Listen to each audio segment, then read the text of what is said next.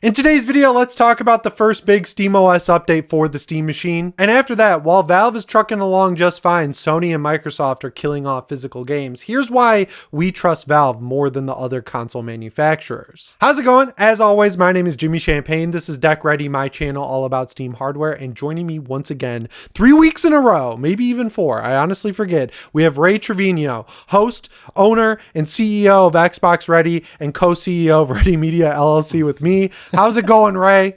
I'm doing great, Jim. It's just a lot of really confusing stuff happening on the Xbox side because there's simultaneously a lot of things happening, but also not.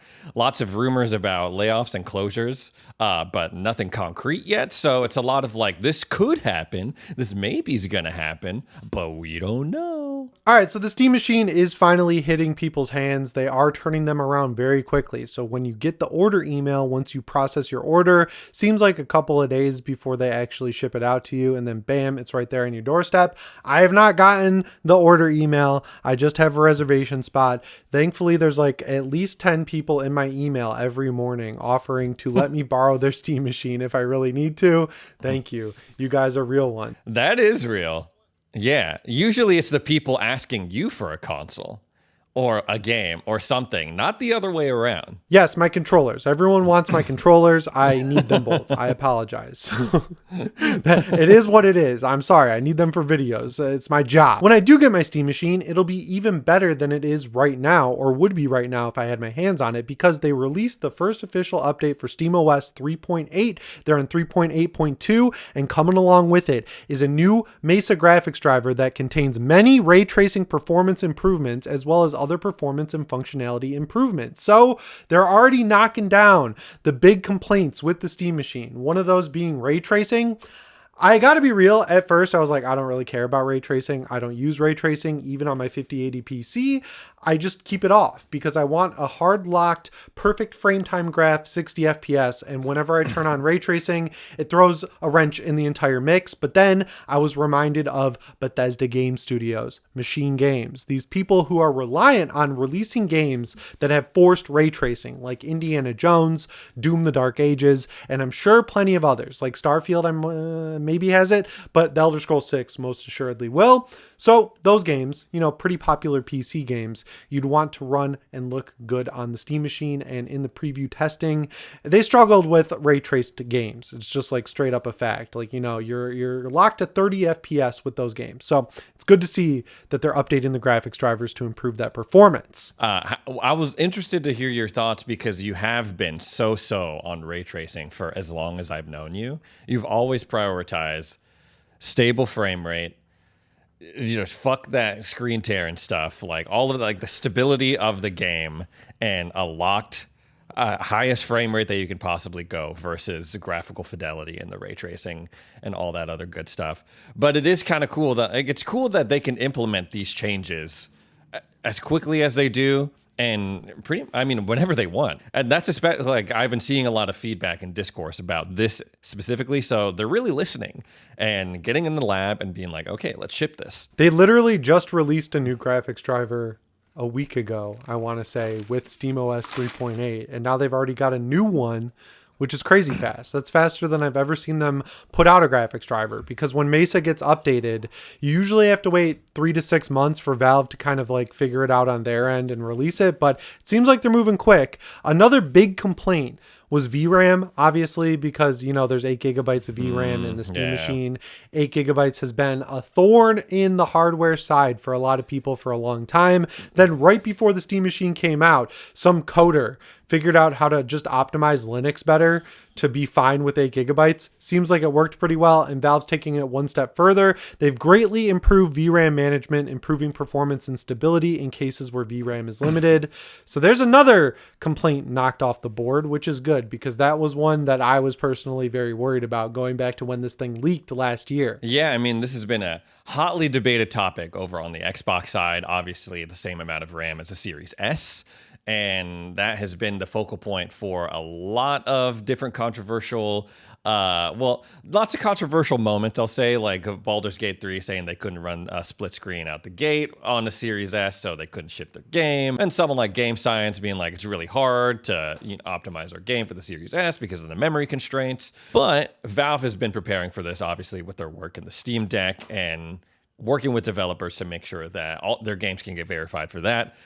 Doesn't seem like it's going to be a massive problem for the Steam machine, even though it's just getting out there. But it's nice that they're being proactive to make it even easier. Yeah, this is why it's good to have a lower spec machine that has a lot of people using the same hardware. A lot in air quotes, because we know there aren't a lot of Steam machines out there, but run with my point here. If you get a lot of people gaming on one core platform, like the Series S, like the Steam machine, suddenly developers are like, oh shit, we want people to spend money on our game. We should actually finish it and optimize it for lower spec hardware. So that's why it's not so bad that there's a lower spec machine out there that people are still interested in buying. And the third thing they fixed was the weirdest complaint. Not weird because of like the fact that they were complaining, like weird that Valve released it this way. But apparently when you would plug the Steam machine into a 4K TV, it would do its best to default to 1080p.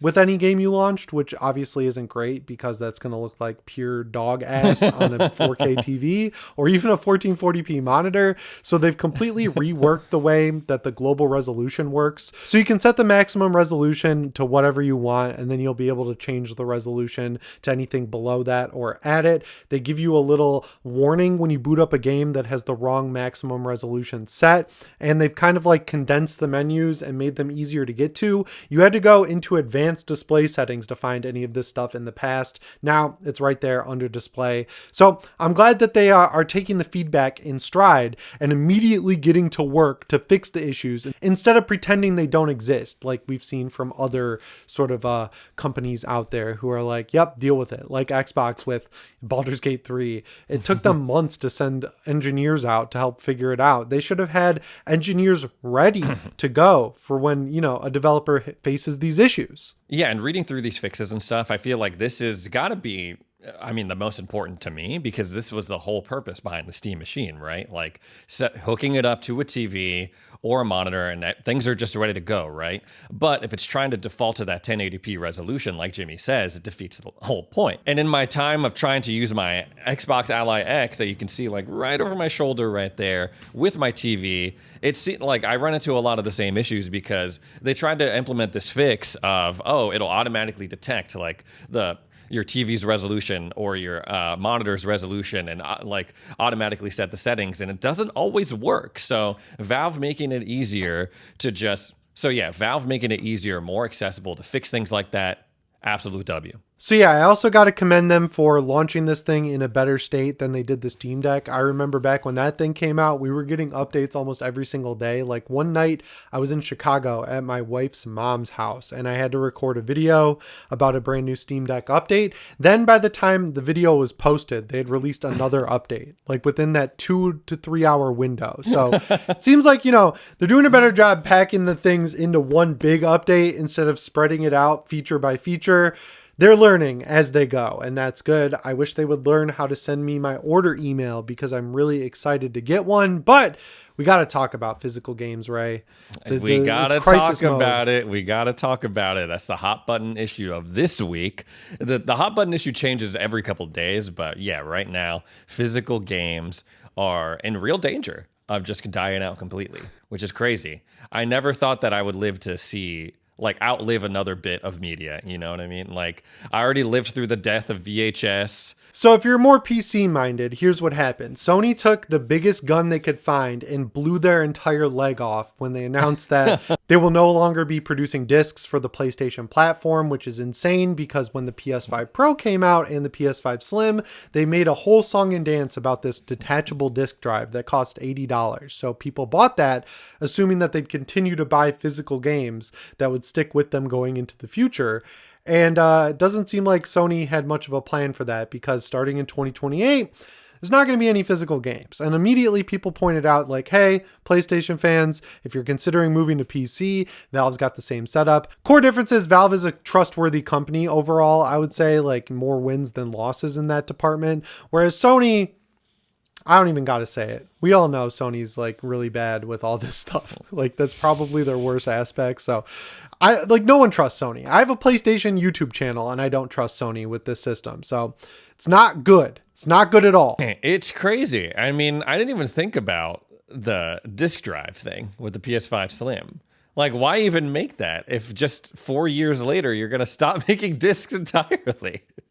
Wait a minute. What the hell? I wish I could tell you what they're thinking over at Sony. It feels like they wake up every day with no memory of the past infinite time and no ability to see into the future. They just make decisions minute by minute in one 24-hour period. Then when they go to sleep that night, everything is wiped and they start all over the next day. It's absolutely insane. What are people going to start including in like ultimate editions of their game? Like just every...